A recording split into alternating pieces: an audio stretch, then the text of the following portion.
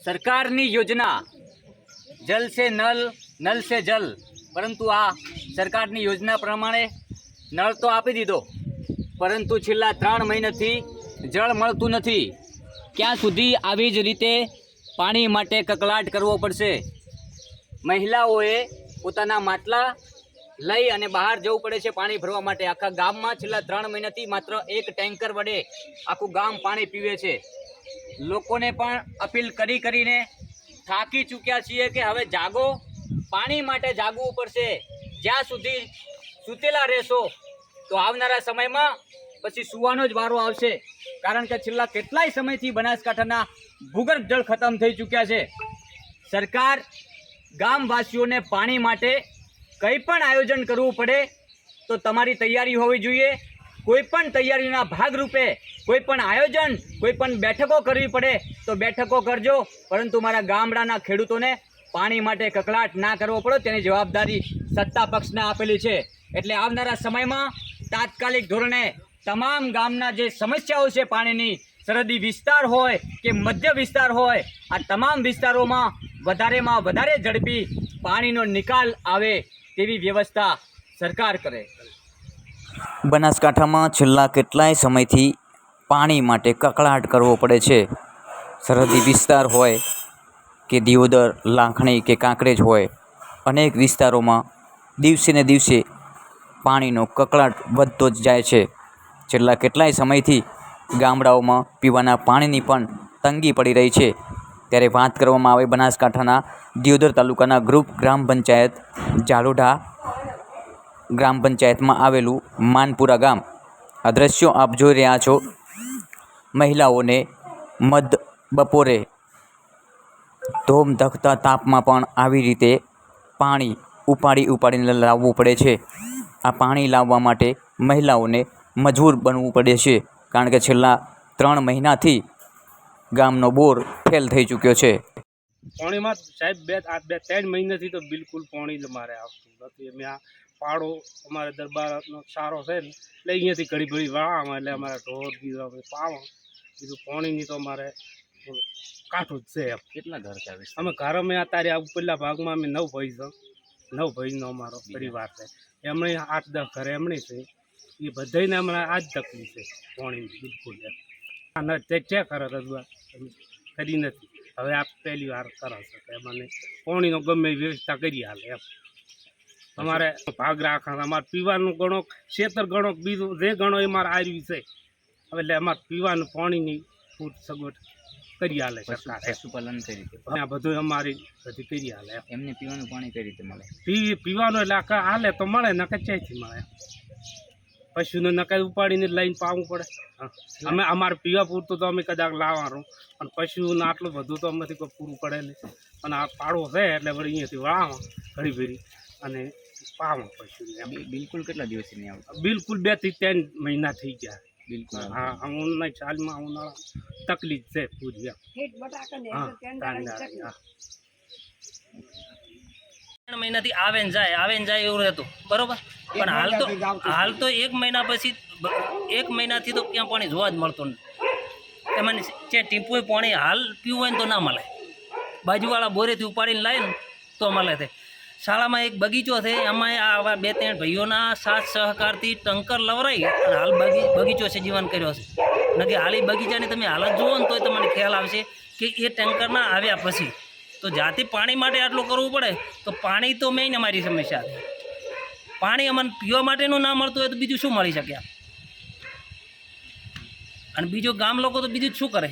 પાણી વિશેનું કદાચ જોણ કરે, જોણે કરી થાય, બધી જગ્યાએ જોણ કરી મેં, બરાબર। તમારી રજૂઆત શું છે? રજૂઆત મેઇન પાણી પીવા માટેનું તો મળવું જોઈએ ને કમસે કમ। હાલ બોર બગડેલો છે, આપણે માન્ય રાખા, પણ એની કોઈક સગવડ તો થવી જોઈએ ને। સગવડ કંઈક તો કરવી પડે, કોઈ તો ટંકર લાઈન હોય મૂકીએ। ગામમાં જે રહેતા હોય તો ક્યાં પીવા જાય?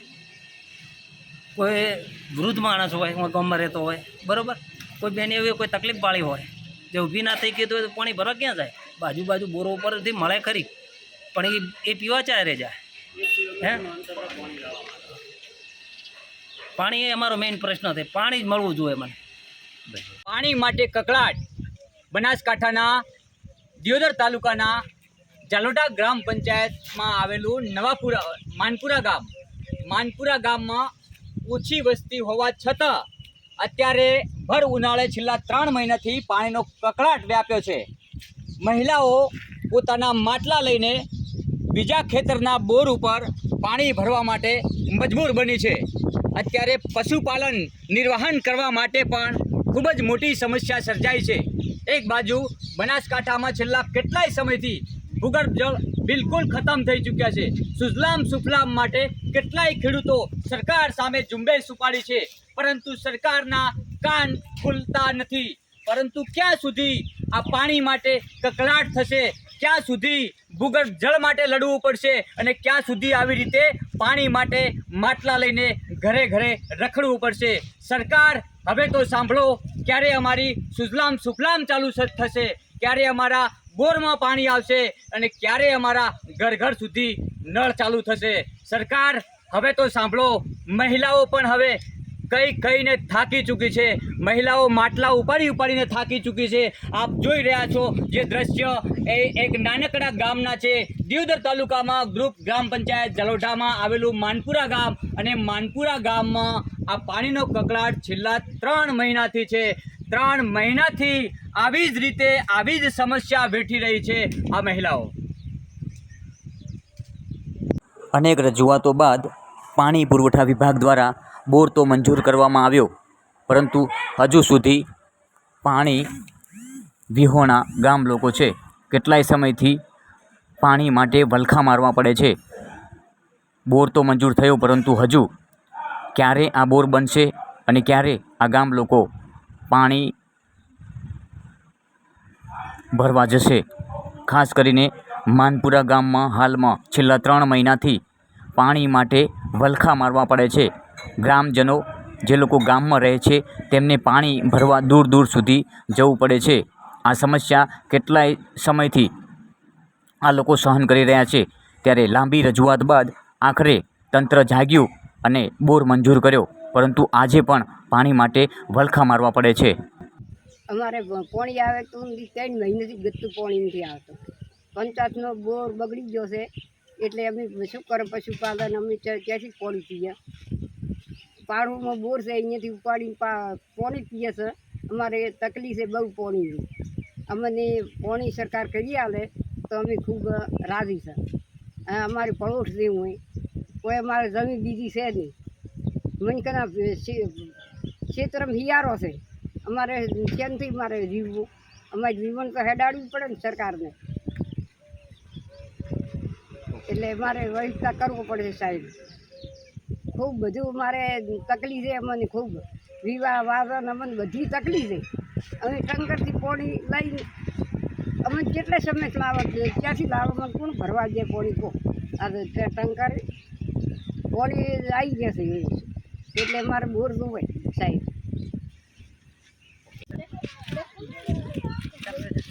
અમારે સાહેબ 3 મહિનાથી પાણી ગતું નથી. પછી અમે તરસી મારવા હતા, ત્યાં પાડોમાં પાણી છે, મને ભરવા દે પાણી. અને અમારે ઢોરો ઢોકર છે એને જ્યાં પાવા હતા, પશુપાલનને અમે જ્યાં પાવા હતા. તમે સરકારને વિનંતી કરો છો કે સરકાર બોર કરે તો અમારે સારું રહે. અમે પુરવઠામાં રસ અમારે પાણીની જે વ્યવસ્થા નથી, એટલે વ્યવસ્થા કરે સરકાર તો સારું. પાણી 3 મહિનાથી આવતું નથી. નાના બાળકોને કેમ પાણી લેવા જાય? પાણી મળતું જ નથી. વિવાહ પ્રસંગ હોય તો પાણી મને મળતું નથી. કોકના ક્ષેત્રમાં દઈ અને ખરા આપણા પાણી લાવવા, નાના છોકરા ઘરે મેળવી દો. કેટલા દિવસ ચાલે આવું પાણી ના મળે તો? અમારે 3-4 મહિનાથી ખૂબ રાઈડ છે પાણીની. પાણી મળતું જ નથી. કોકના ક્ષેત્રમાં પાવા, કોકના ક્ષેત્રમાં પાણી દરરોજ તો કોણ આલે અમને? સરકારને એટલી વિનંતી છે કે પાણી અમને ખૂબ જ આલે અને બોર કરી આલે. સરપંચ ઉપાય રહીને પાસ આવે તો પાણી મળતું નથી. ગ્રામ પંચાયતની રહીને કહ્યું તો પાણી મળતું નથી. અમે શું કરીએ કે સરકારમાં અમને બોર કરી આલે તો સારું હતું. થોડું તમને પાણી મળતું નથી. દરરોજ તો ટંકરના પૈસા કેટલા ભરવાના? ખરા તો આપણું પાણી કોણ અમને આલે? મળતું જ નથી પાણી.